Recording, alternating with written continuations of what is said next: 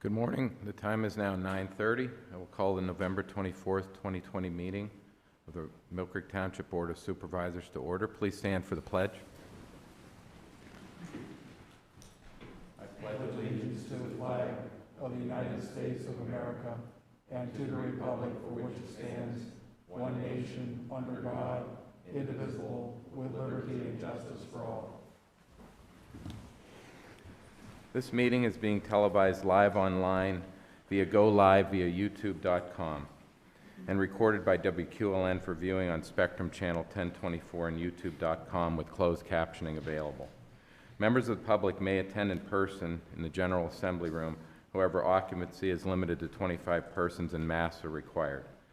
Persons who wish to offer testimony in any hearing or to offer comments during the public comment portion of the meeting, but who do not wish to attend in person, must contact the Township Secretary, Cheryl Williams, either at 833-1111 or by email at swilliams@millcreektownship.com no later than 24 hours before the scheduled meeting to make arrangements to participate via telephone.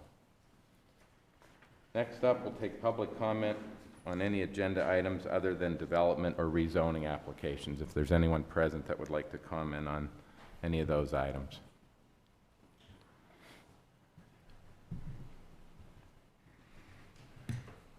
Okay, hearing no comment, we'll move on to approval of the minutes from our November 10th, 2020 regular meeting.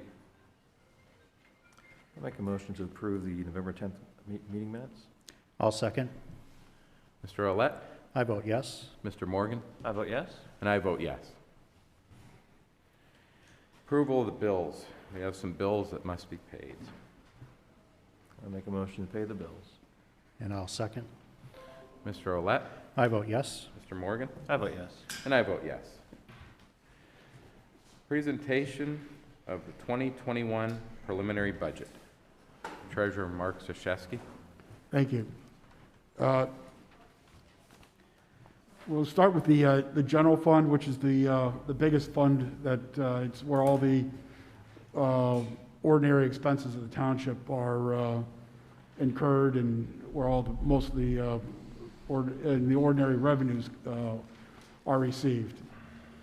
We start with the general fund revenue. The biggest portion of and it's roughly half of the total revenue, is from real estate taxes. We're showing 13,330, 721. That includes a roughly $72 million increase in valuation. We got the final numbers for taxable assessed value from the county last week, and that's applying the current millage rate to those numbers. The second biggest category is the earned income tax, and we're actually showing no increase year over year, 2020 versus 2021. In the end of 2019, we didn't anticipate the big increase, but we collected about $8.1 million. So we're down about $800,000 this year because we're forecasting about $8,350. So we're staying flat on the EIT year over year.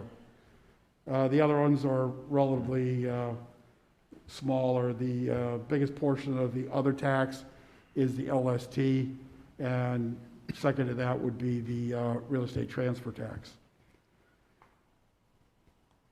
So the total general fund revenue is $26,722,618.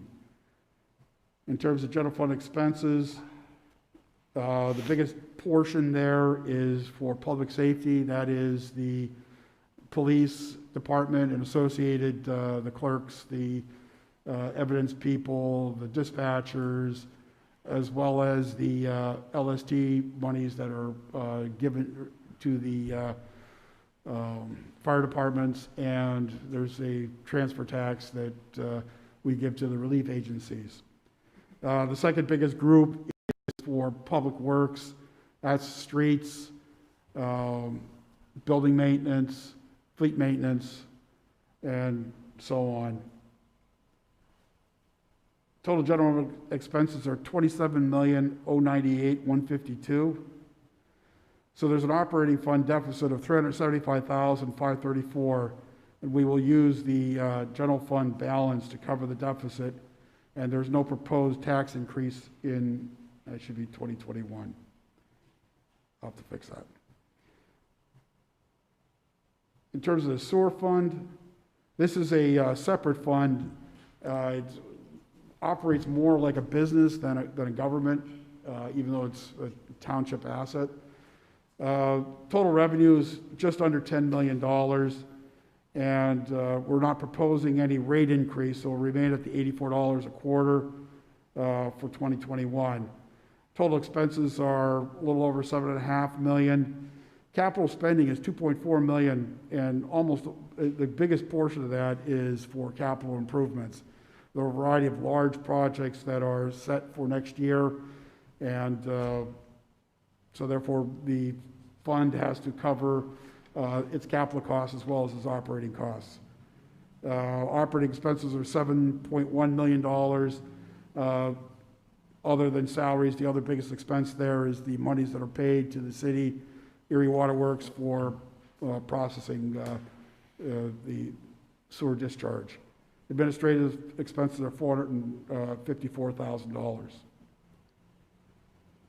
The sinking fund budget just shows the debt service. There's no new loans for 2021, and I don't anticipate any in the immediate future. These I've tried to restrict to very large projects that have a long life, and at this point, we're pretty well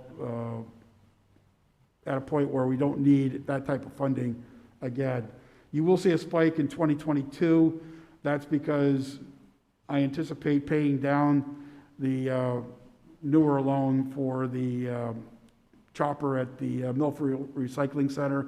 That's a grant-funded item, and we're using grants over various funding cycles to acquire the piece of equipment, and consequently using that grant money then to pay down the loan as we were able to redeem those the grant funds. Liquid fuels. This fund is money given to us by the state for the gasoline taxes.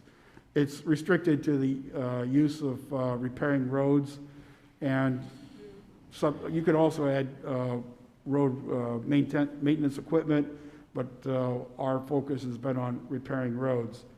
Our allocation next year is $1,716,314. That's down to roughly $40,000 from this year's allocation. And county aid is estimated at $80,000, which is also down a bit from this year's allocation. We use the county aid to offset our road salt expense. The remainder of the road salt for winter snow removal is in the general fund budget. The paving budget for next year is $2,580,336. This is roughly the same dollar value as the paving that was accomplished for this year. And we're using $750,000 from the general fund to support the paving plan.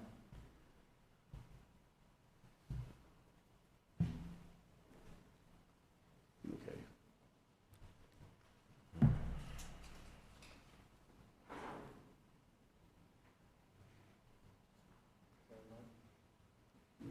Doesn't want to go forward.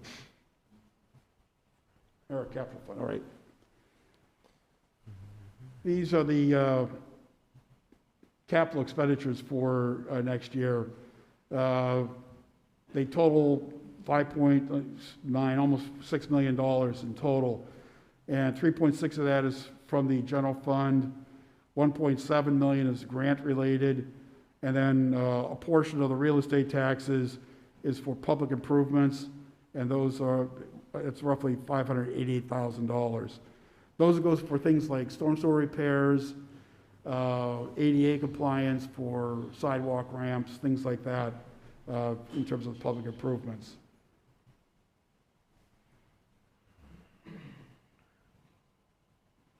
Okay, the revolving loan fund. This was set up last year for the fire departments and the emergency services. It's for capital equipment. It's at $250,000. There were no loan requests last year, and so therefore we're just renoting that $250,000 of the general fund fund balance is allocated to that revolving loan fund in case any loans come up for review next year. And with that, that's the, I'll take questions.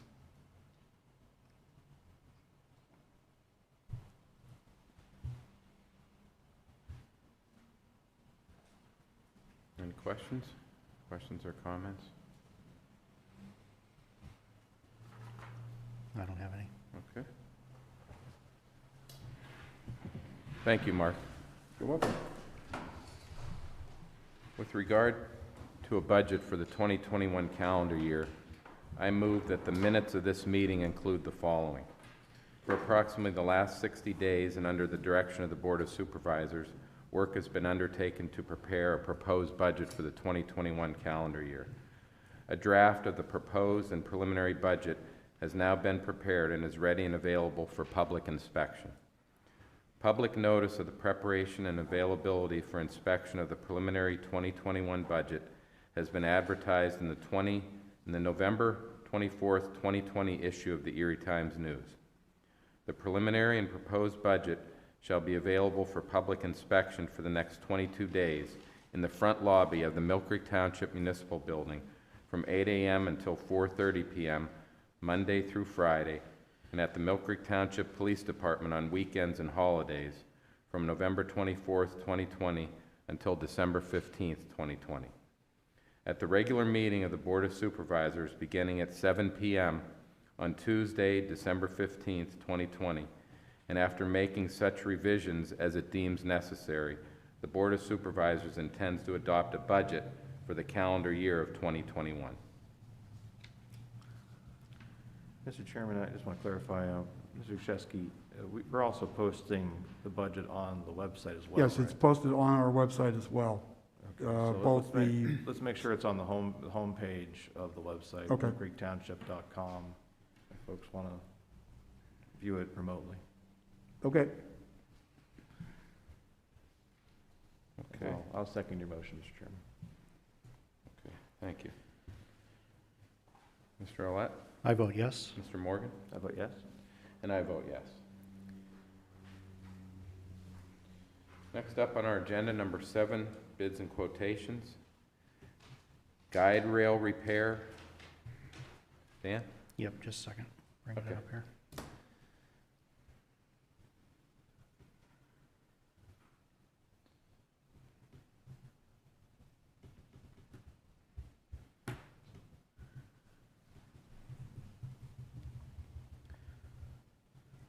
Mr. Chairman, the Streets Department is seeking permission to have 400 feet of guide rail repaired on Gary's Road. The guide rail fell into disrepair because of road washout. Quotes were sought from Green Acres Construction and Shingle Decker Welding. Green Acres did not quote. They were called twice with no response. Shingle Decker Welding quote was $11,297. It's the recommendation to have from the Streets Bureau to have Shingle Decker Welding repair 400 feet of guide rail on Gary's Road for $11,297. Okay. Thank you. Any questions or comments on this recommendation? Do I hear a motion on this? I'll make that motion. Okay, is there a second for this? I'll second. Mr. Olet? I vote yes. Mr. Morgan? I vote yes. And I vote yes. Erie Golf Course irrigation system repair. Dan? Thank you, Mr. Chairman. A recent study of the sprinkler heads at the Erie Golf Course indicated that a number of heads are not properly functioning, approximately 65 of the 455 heads. Irrigation Technical Services performed a study with the involvement of both township staff and the Erie Golf Course staff. Each sprinkler head was examined, diagnosed, and problem heads were marked with flags on the course. Irrigation Technical Services provided the township with a quote for completing repairs and indicated they could complete the repairs this season. As the course is already primed for the work and the weather is still permitting this work to be completed, it's felt that it would be best to complete these repairs to start the 2021 season at full capacity. So it's a recommendation to approve the completion of the Erie Golf Course irrigation system sprinkler head repairs beginning on November 30th, 2020 by Irrigation Technical Services for a total of $14,418. Okay, any questions or comments on this? Do I hear a motion on this recommendation? I'll make that motion. Do I hear a second? I'll second. Mr. Olet? I vote yes. Mr. Morgan? I vote yes. And I'll vote yes.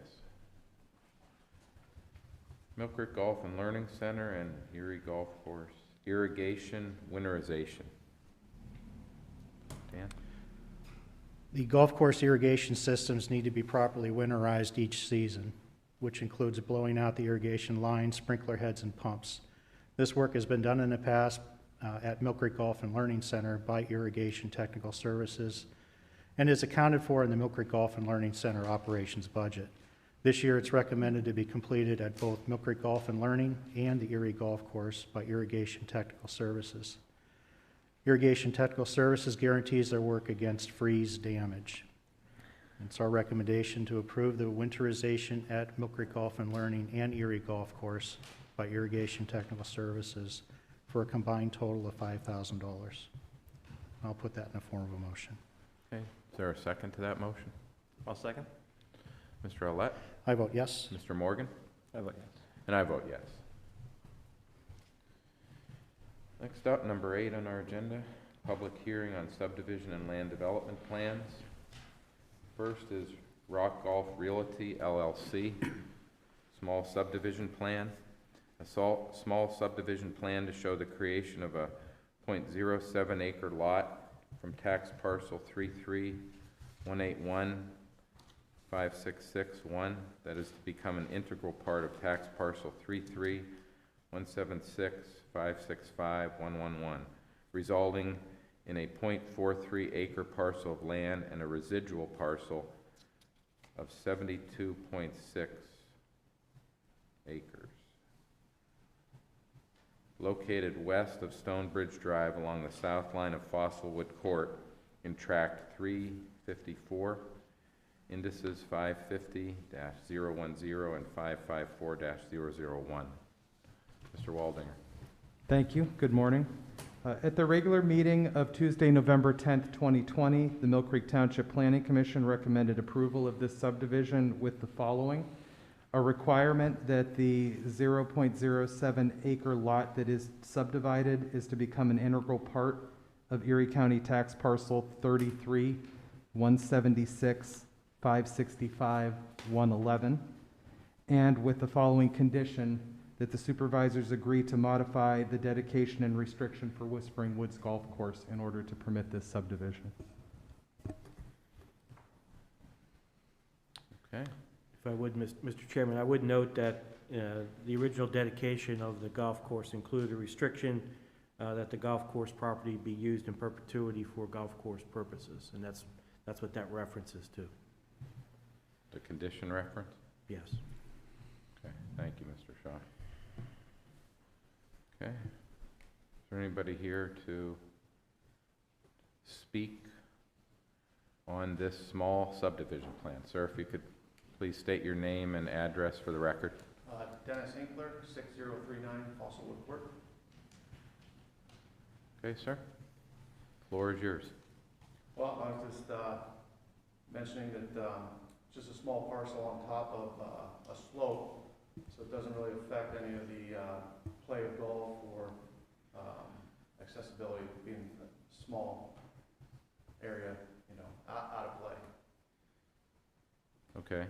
How are you connected to this? I live at 6039 Fossilwood Court, where that small parcel of .07 acres is to be added on to my property. Okay.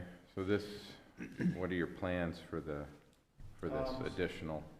So I put in a pool and a patios, and those lots up there are pretty small, so I just wanted to have a little bit of green space in the backyard. Okay, and was this a purchase? Did It's going to be. What's the price?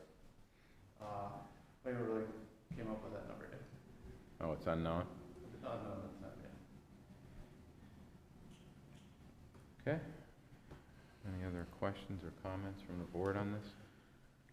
Mr. Walding, were there any comments at the planning commission meeting regarding this development? Sorry. Yeah, Mr. Skelly, Dave Skelly on the planning commission just brought up the fact that this agreement existed, and it was made in order to preserve the open space for the golf course, and if the golf course ever ceased operations, to ensure that it remained open space for all of the owners of the subdivision up there.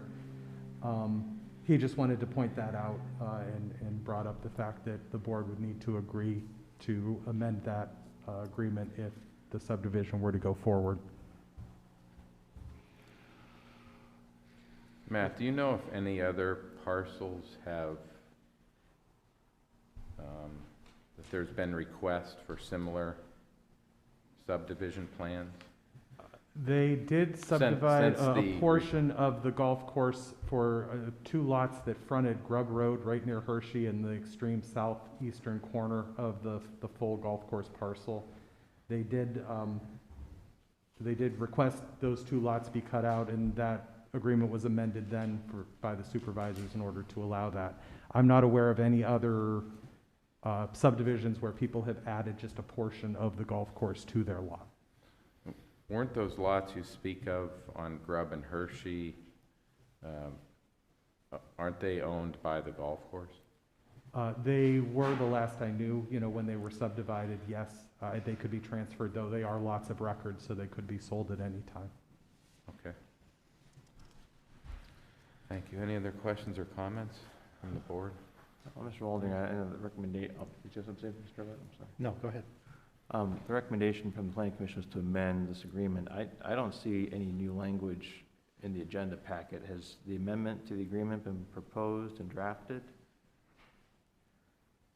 No, it has not. What would that amendment entail? No.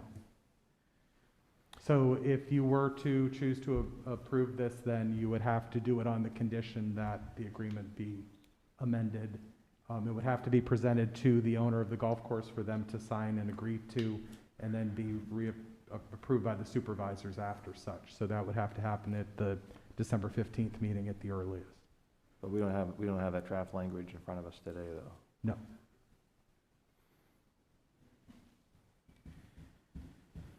Would it be more appropriate to have that language before we approve the subdivision, or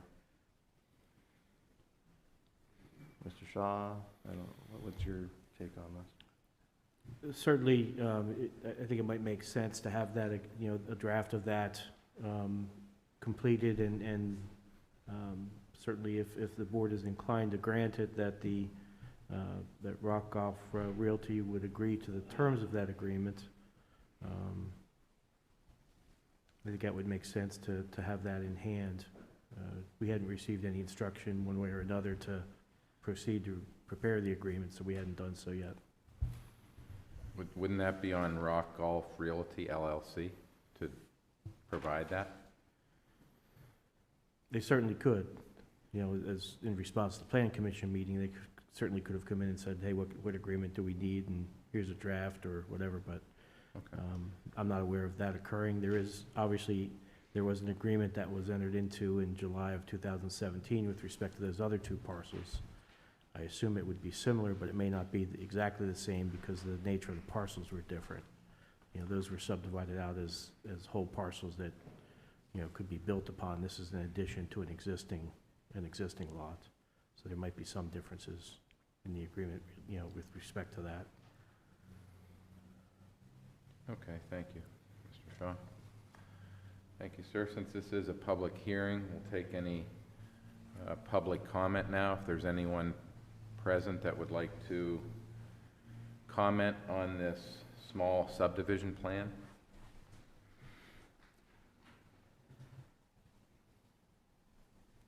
Okay.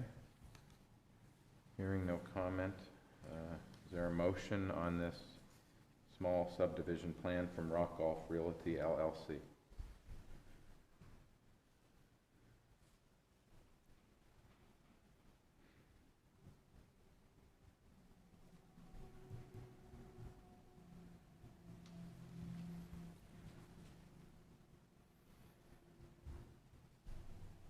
I would note that if the board is not prepared to vote on this at this time, there's certainly still time available under, to table this and consider it at the next meeting.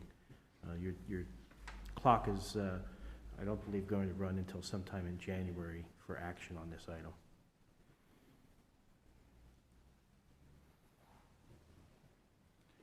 I'll make a motion on this. I'll make a motion to disapprove this small subdivision plan. To deny.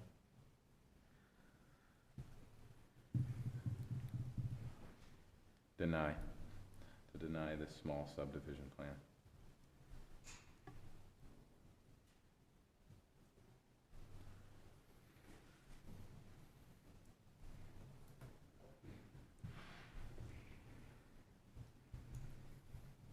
Okay, no second on that? I'll second.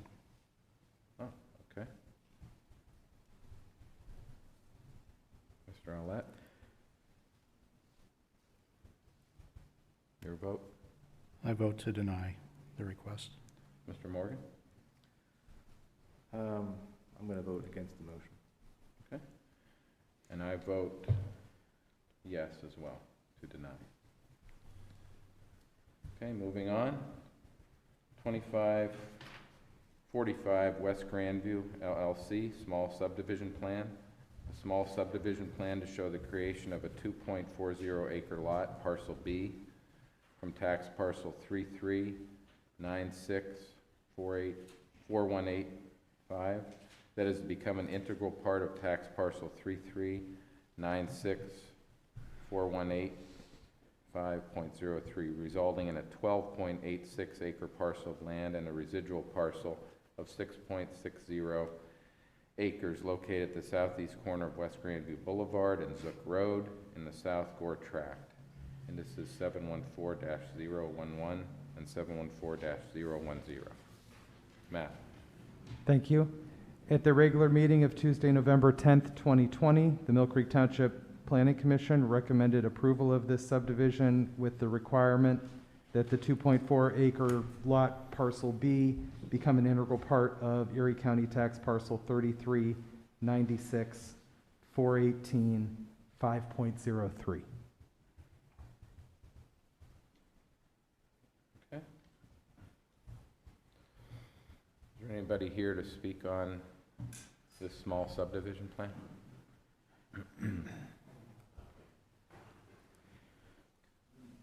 Typically, it's the applicant that goes first. Is this the applicant?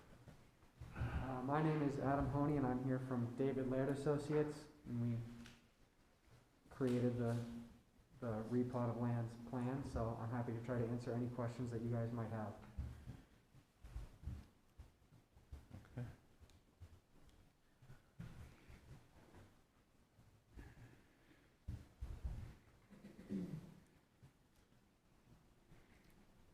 I mean, it seems pretty straightforward to me. Mr. Walding, are there any concerns that the Planning Commission expressed, or any comments from the public at the Planning Commission? No, no one appeared for this subdivision other than Mr. Honey, and no, there were no comments by the commission itself. Does your office have any concerns about this replot? I'm sorry, what was that? Does your office have any concerns regarding this replot? No, this is basically a swap of property from one parcel to an adjacent, and it meets with the regulations.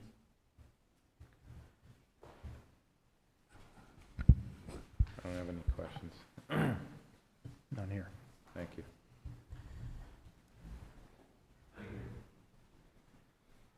Okay, anybody else? Okay, this is a public hearing. Is there anyone else that wishes to speak on this small subdivision plan at 2545 West Grandview? Okay, hearing none. Do I hear a motion on this small subdivision plan?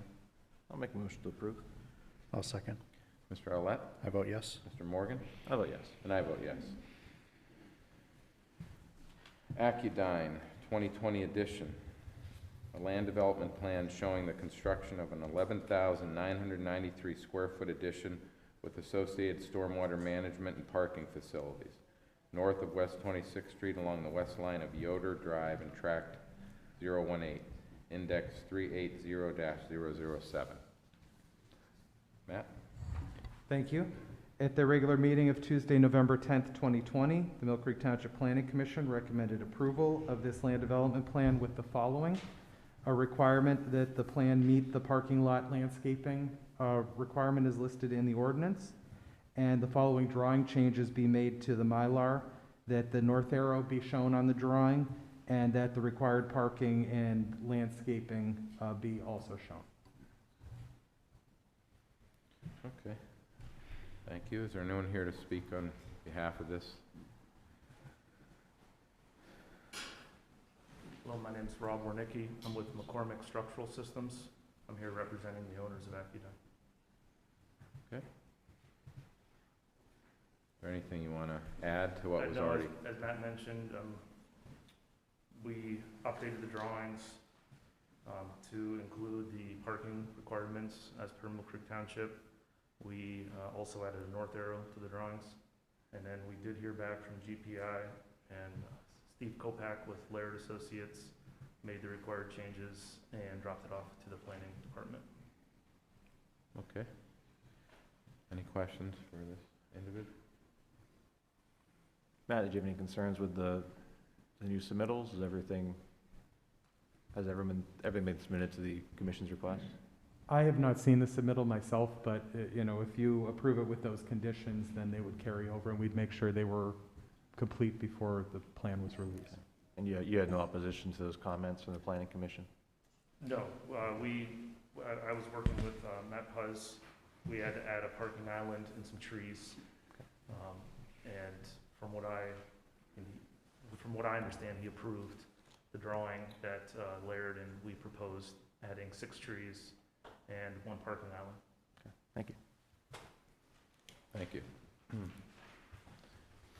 Anyone else to speak on this? Okay, take public comment now. Anyone wish to comment on the Accudyne 2020 edition? Okay, hearing no comments. Is there a motion on this land development plan? Mr. Chair, I make a motion to approve with the conditions as noted by the planning commission. I'll second. Mr. Arlett? I vote yes. Mr. Morgan? I vote yes. And I vote yes. Next up is Popeye's sketch land development plan. A sketch land development plan showing the construction of a 2,080 square foot drive-through eating and drinking establishment with associated stormwater management and parking facilities at the northwest corner of Marmon Drive and Peach Street in the hilltop at Kearsarge Tract, indices 739-018, 739-020, and 739-022.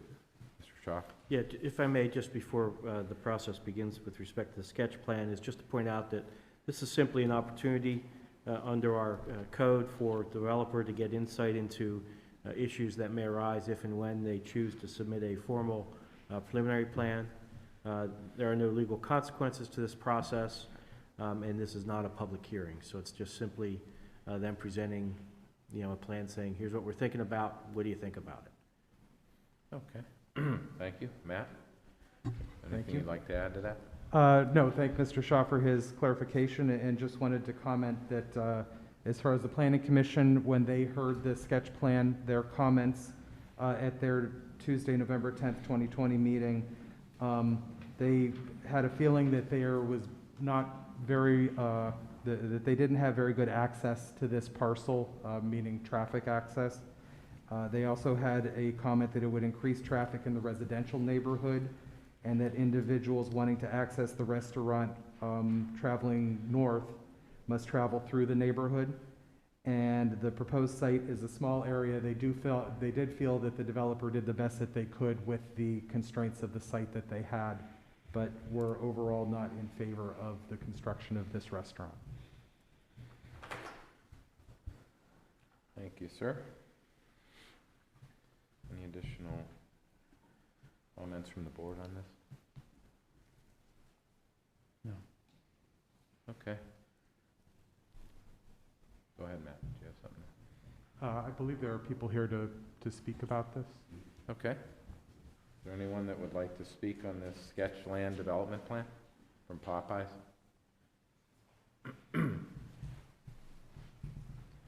Hi, David Del Greco, counsel for the applicant, Clark Hill, 301 Grant Street. And we have architect here, engineer here, if you guys have any questions, concerns, suggestions, that any of us would be happy to answer. Okay, thank you, sir.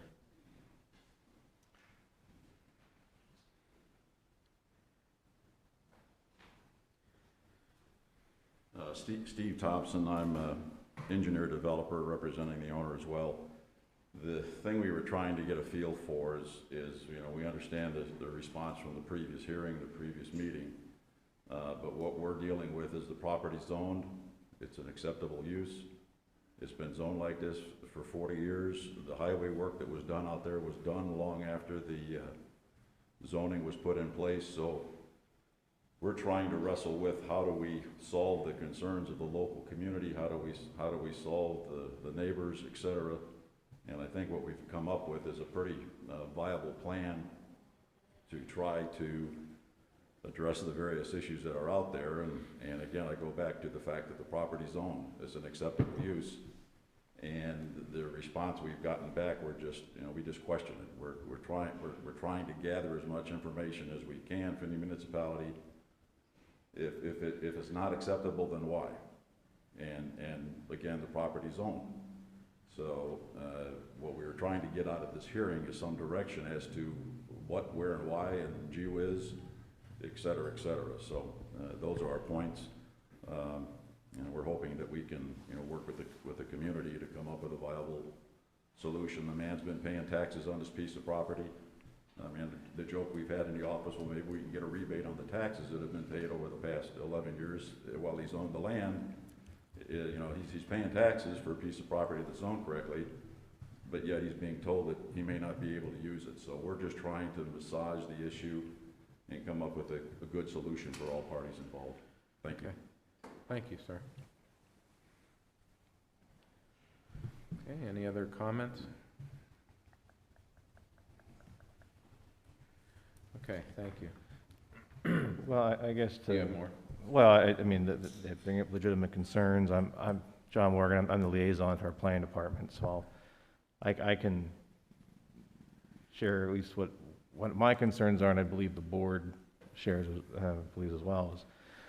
Is similar to the planning commission's concerns, is that this parcel, while zoned properly, there are 20 different categories that apply to that zoning district. So I think to imply that one drive-through restaurant not being permitted is somehow diminishing the value of the property, I don't think is an accurate argument to make. Our concern is the traffic volume of that proposal, which I believe, Mr. Waldinger, it was going to be 600 trips a day. The engineer for the developer mentioned that it was 300 vehicles, so that would equate to 600 trips, correct? And from our traffic counts that we took, I believe, last week, that parcel is currently generating just a few dozen trips a day. So to increase the trips onto that parcel by an order of magnitude is what my concern is, especially when that parcel, while looking from an aerial without really seeing the connectivity, looks like it's along two major highways, has no direct access to either of the two major highways. They have access to Mill Creek residential streets that aren't designed to take that kind of traffic. So that's the concerns that I have. And that when I look at a site that has no northbound access and no westbound access, inevitably the traffic that's going to be generated from this development is going to go through Spires Drive, which is going to impact residents to the south, impact the condition of that property, and impact really, in my opinion, the context and well-being of that neighborhood. So those are my concerns. Yeah, I'm not sure how those can be addressed, and I don't believe that that particular use of a fast food restaurant at a parcel that it has no highway access directly is an appropriate use for that parcel.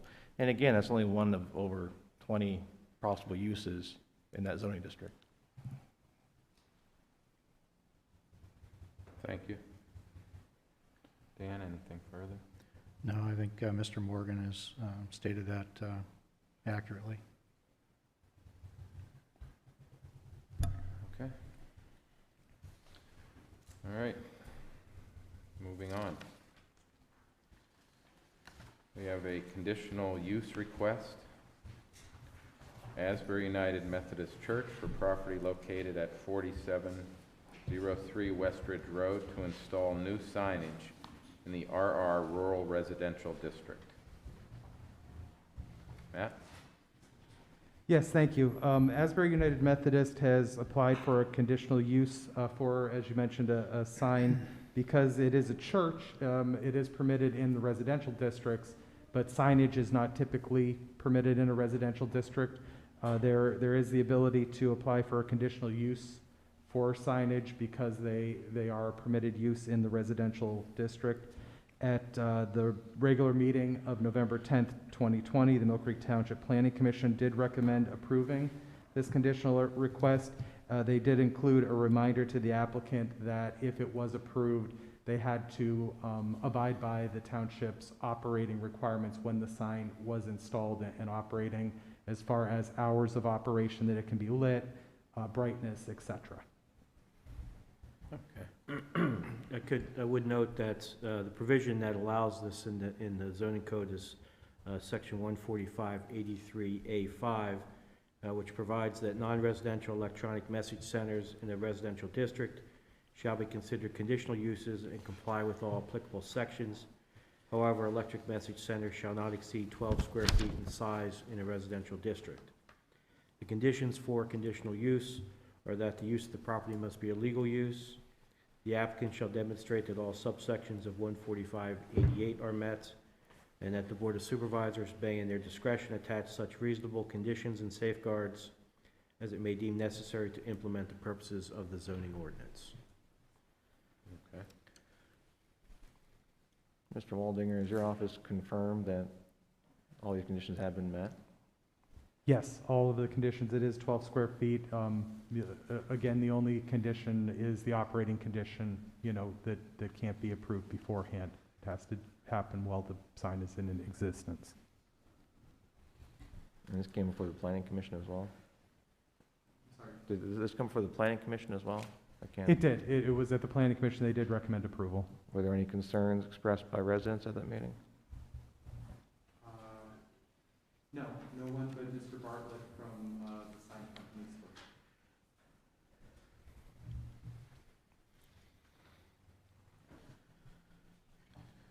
Okay. Is there anybody here to speak on this conditional use request for the sign? Sir, state your name, Kent address. Bartlett with Bartlett Signs. Okay. Here if you have any questions to answer. We tried to design it to meet all the code requirements for size and square footage. Definitely we'll be abiding by the time that has to be on and off. That's a typical thing we're just used to doing with all of these. If you have any questions for me.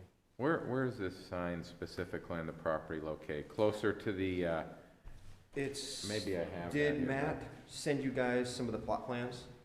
Is it closer to the entrance on West Ridge, or is it closer to the corner? It's closer to the entrance on West Ridge. We wanted to keep it away from that busy corner because there's a lot of traffic, there's a lot going on there that we felt that it wouldn't even be a good use of the sign, putting it out We there. actually don't have the plot plan. Do you have a copy that you could Yeah. share with us? There's the zoomed in version.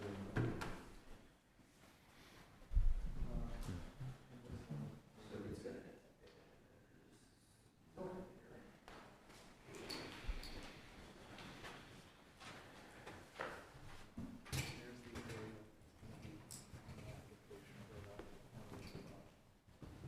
Okay. I mean, there was approximately 200 some odd feet from the main intersection to the west. So it's quite a distance away from causing a distraction from drivers in that 26 in Asbury. Does this replace any existing standard sign There that's is a- already there? There's an older sign there now. John, it does not illuminate now, does it? Since 1954. It's been there a while. Is that going to be removed? That's gonna be, yes. Okay. All right. I guess that's the next question, Mr. Waldinger, is, as far as that sign being removed, there is a maximum square footage of signage. Have we determined if this is going to impact that, or those other signs need to be removed for this to be installed, or? I'm not aware, I don't know that for a fact. We will make sure that we don't exceed the total signage for the parcel before this is installed. Yeah, we would definitely remove the sign that's there before the new one goes up. There would never be a time that both signs would be there, that's for sure. Okay, thank you, sir. Thank you. Okay, since this is a public hearing on this, we'll take any comment from anybody else. Okay, hearing no comment. Is there a motion on this conditional use request? I'll make a motion to approve. I'll second. Mr. Arlett? I vote yes. Mr. Morgan? I vote yes. And I vote yes. Number 10 on our agenda, proposed ordinance 2020-9. An ordinance to amend the Mill Creek Township zoning ordinance number 2011-8 as amended by changing the classification of a certain parcel of land situate in the Township of Mill Creek, Erie County, Pennsylvania, described as follows, to wit, 3558 West 26th Street, Erie, Pennsylvania, now zoned C1 Local Commercial District, requesting a change in classification to C2 General Commercial District. Mark? Yes, this ordinance relates to the rezoning of the parcel across the street where the Hungry Howie's used to be. And that was approved at a prior meeting. We always subsequently then follow up with an actual ordinance reflecting the zoning change that was previously approved. Okay, sir. Anyone have any questions or comments on this proposed ordinance? I'll make a motion to approve ordinance 2020-9. I'll second. Mr. Arlett? I vote yes. Mr. Morgan? I vote yes. And I vote yes. Okay, resolution 2020 R65. Resolution pursuant to resolution 2015 R20 in the Municipal Records Manual to approve proposed disposition of certain township records. This is for Mill Creek Police Department dash cam videos between the dates of November 25th, 2020 and December 15th of 2020 due to the fact they'll be reaching the end of their required retention period. I'll put that. Is there a motion to approve that resolution 2020 R65? I'll make that motion. Is there a second? I'll second. Mr. Arlett? I vote yes. Mr. Morgan? I vote yes. And I vote yes. Okay, next up, we have resolution 2020 R66, a resolution to approve the annual budget of the Erie Area Council of Governments for the calendar year ending December 31st, 2021. You had a chance to review this document, and are there any questions or comments on it? This is, I'm assuming this is an action we take every year regarding this? Yes.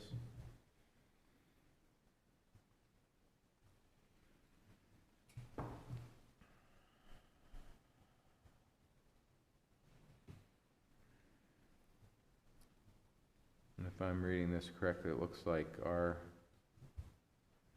portion, our dues, $16,391, which is the same as last year, Mark? Is that Yes, that's correct. Do I hear a motion to approve Resolution 2020-R66? Is I'll make that motion. there a second?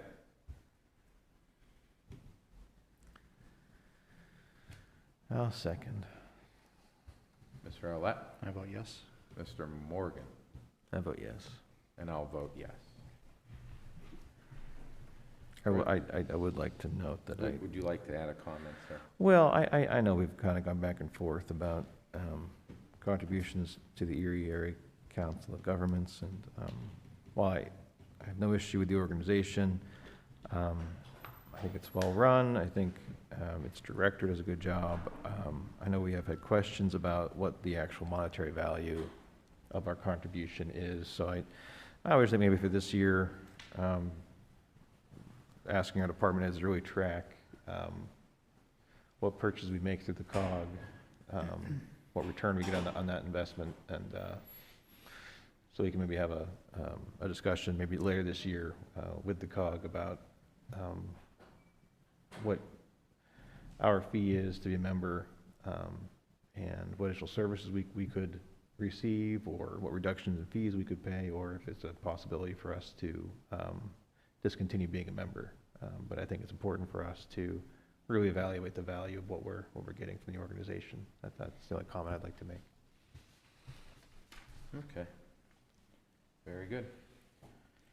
Next up, number 13 on our agenda is Resolution 2020-R67, a resolution amending Resolutions 2020-R37 and 2020-R42 and 2020-R54 to update and modify various township COVID-19 policies. Mr. Shaw. Yes, this resolution is an amendment of various policies that the township has adopted relating to COVID-19. As you know, the Secretary of the Pennsylvania Department of Health issued 2 orders last week relating to travel out of state, as well as updates to the use of masks. In addition, over time, some of the guidelines relating to when a person can return to work after being exposed to COVID-19 or having COVID-19 have changed. Consequently, we're taking this opportunity to make revisions to the township policies to address these changes. Pursuant to this resolution, the township would be adopting a travel policy that incorporates the Department of Health travel policy order and then lays out procedures to be followed in the township if that policy is triggered. This will help the township employees to know the rules of the game as the holidays approach and various travel plans are made. In addition, the township is making a change to its masking policy to make it clear that certain police personnel must be wearing masks while working in their space. And lastly, we've made some changes to the protocols for employees returning to work who have either been exposed to COVID-19 or had COVID-19 to bring the township policies in line with the current state and CDC guidelines.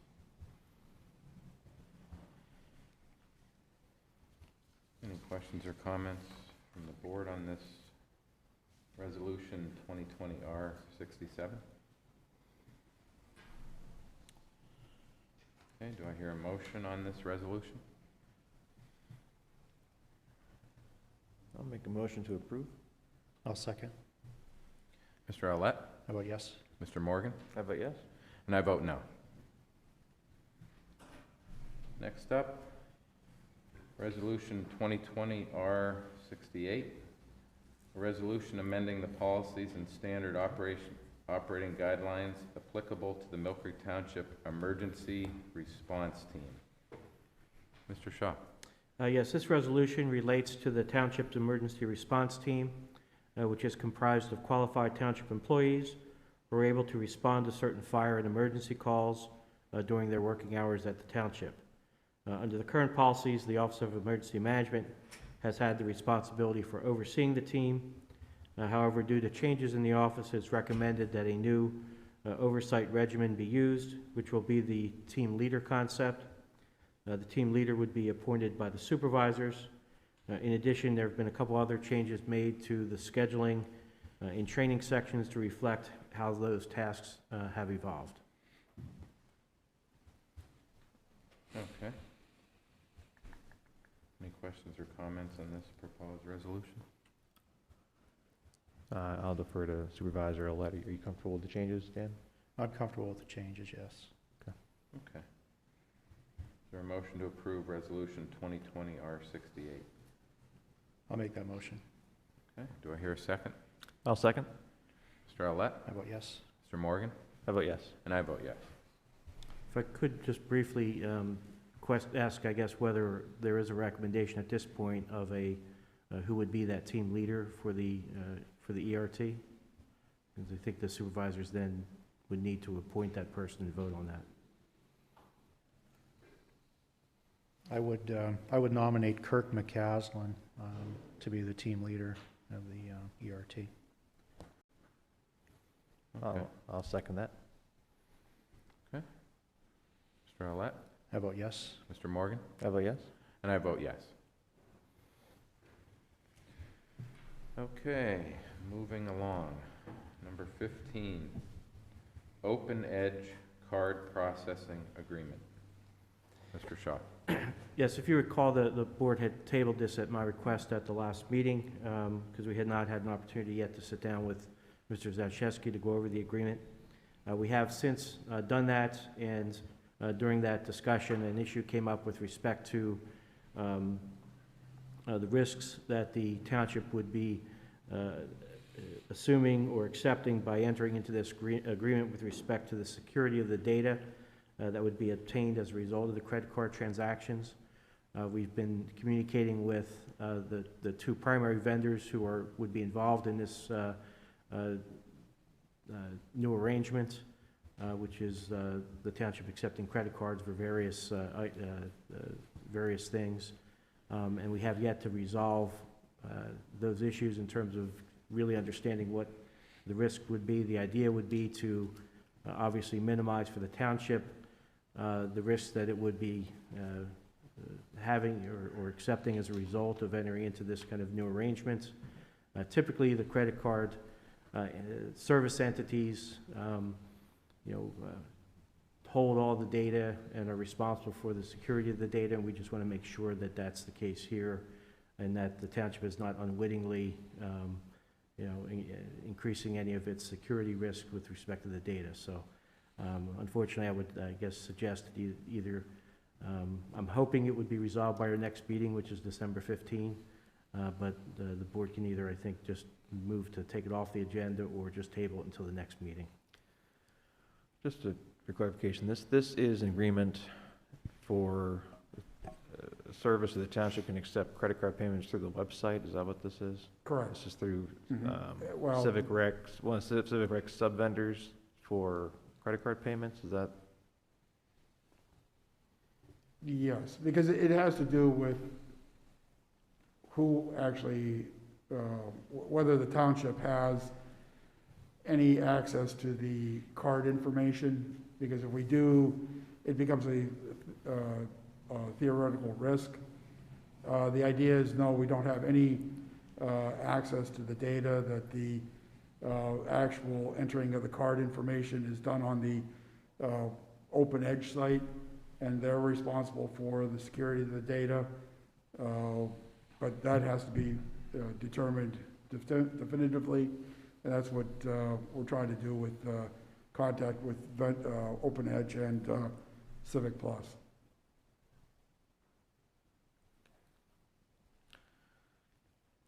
And there's no real end in sight to that discussion, you don't believe? We've just made the initial contacts with both of the entities, so I don't know when they'll be responding. They have indicated that they're working on it and get back to us. So I would hope that we could get it resolved within 3 weeks, but it is the holiday season. Mr. Chairman, I make a motion to remove this item from the agenda. Okay. Is there a second? I'll second. Mr. Olet? Vote yes. Mr. Morgan? I vote yes. And I vote yes. National Church Residences, NCR of Mill Creek, PA. Settlement agreement. Mr. Shaw? Yes, this is a settlement agreement of a tax exemption challenge taken by the taxing bodies against the National Church Residences of Mill Creek. And I believe this is as a result of a change in interpretation at the federal level, that facilities like this are no longer viewed to be tax exempt. I think we've had similar situations arise in the recent past with respect to that issue. Under this agreement, that would recognize that change that has occurred, and it would give a 50% reduction for 2019 for the NCR, but the property would then become fully taxable in 2020 and thereafter. So I would recommend approval of this settlement and authorize me to execute it on behalf of the township. Are there any specific locations for this? I don't see any. What is National Church Residences? Mr. Shaw? What is, If who I is may, it? I'm aware of at least two in the township. There is one on Zimmerly, and I believe it's Perkins. It's a senior community, and then there Yes. is one on Crabapple Drive Yes. over in Bell Valley. I know of at least those two. They are senior residence facilities. Okay. Thank you, Matt. That helps me out. So this agreement isn't tied to specific parcels, it's tied to just an overall management entity? That's where I was confused.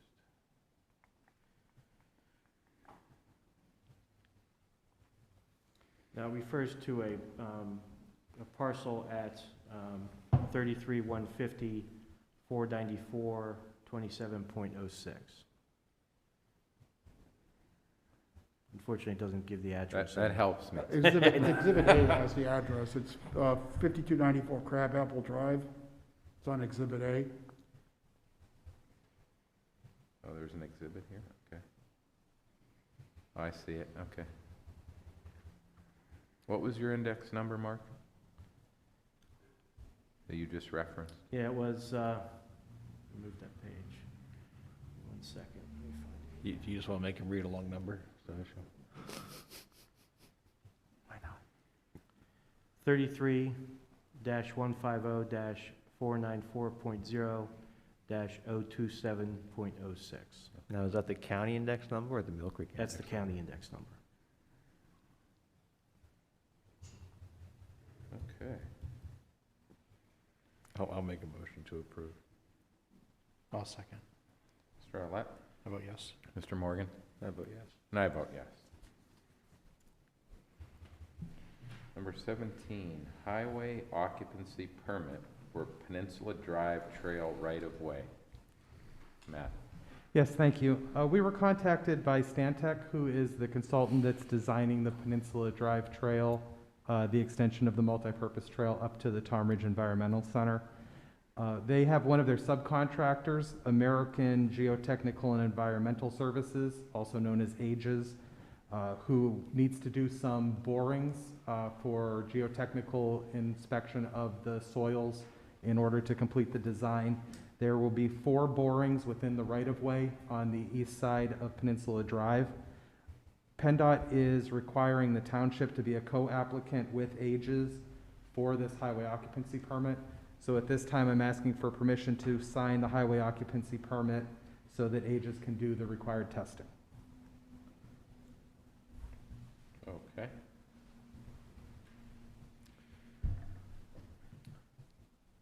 Any questions or comments from the board on this request? Excuse me. Mr. Waldinger, does PennDOT require a formal resolution from the board to be attached to their application, or do you just need us to give you signature authority, or does the chairman Just decide? signature authority. They don't typically require a resolution for highway occupancy permits. I make a motion to authorize Mr. Waldinger to sign off on behalf of the township on the HOP. I'll second. Mr. Arlett? I vote yes. Mr. Morgan? I vote yes. And I vote yes. Next up, we have financial security release request. First one is Grouse Hollow subdivision, estate of David J. Baldwin, developer. Matt? Yes, thank you. We were contacted by Alan Hawthorne, a representative of the estate of David J. Baldwin, who is the developer for this subdivision. They've requested a reduction in the amount of security being held for improvements that have been installed. They've been inspected by both GPI and the Township Engineering Department, And at this time, we would recommend that the township reduce the current letter of credit for Grouse Hollow subdivision, which is Erie Bank letter of credit number 1605. The present amount of the security is $109,643.60. We recommend a reduction to $62,774.80 to cover the work that still remains. That would be a total reduction of $46,868.80. Thank you, sir. Is there a motion to approve this financial security reduction? So moved. Second. Mr. Owlett? How about yes? Mr. Morgan? I vote yes. And I vote yes. We have an additional request, Asbury Point subdivision, Citadel Development Company developer, Matt? Yes, Citadel Development Company has contacted us regarding a sidewalk agreement that they have for Asbury Point subdivision. If you recall, some time ago, the board released the full security letter of credit for the subdivision of Asbury Point because the only remaining items left were a few sidewalks on lots that had yet to be constructed. We entered into a sidewalk agreement to construct those remaining lots or those remaining sidewalks on those lots. And Citadel put up a $4,950 letter of credit to ensure that those were constructed. As of today, the final sidewalk is under construction. We have the permit for it and inspection fees to cover the completion of it. So we would recommend that Citadel Development's letter of credit from Northwest Savings Bank, number 830-500-1953, in the amount of $4,950 be released. Mr. Walding, you said they're being constructed. What if they don't meet compliance? That is, it's guaranteed by the certificate of occupancy. They cannot occupy the home until the sidewalk is constructed. The lot is actually owned by a party that is building the house and then the sidewalk. So we don't have a problem releasing the security before the project's completed? No, typically that's how it's happened as soon as the lots are being constructed, and that is our means of ensuring that the sidewalk is constructed. The house will not be occupiable until that is installed. Okay. Okay, is there a motion on this request? I'll make a motion to approve. I'll second. Mr. Owlett? How about yes? Mr. Morgan? I vote yes. And I vote yes. Okay, number 19 on our agenda, communications. Mark? I have nothing further. Nothing further? Okay, we have a PA DEP performance grant. Dan, you're going to handle this? Yep. PADEP Section 904 recycling performance grants are available to all Pennsylvania local governments with recycling programs. The grant awards are based on the total tons recycled and the applicant's recycling rate. Eligible grant materials included only the following items: glass bottles and jars, steel and aluminum cans, plastic bottles, newspaper and magazines, paper and corrugated cardboard. In 2019, Mill Creek Township residents and businesses recycled 8,422.5 tons worth of eligible materials.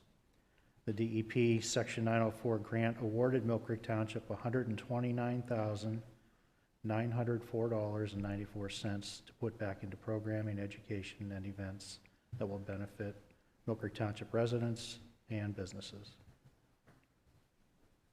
Okay. Very good, sir. Thank you.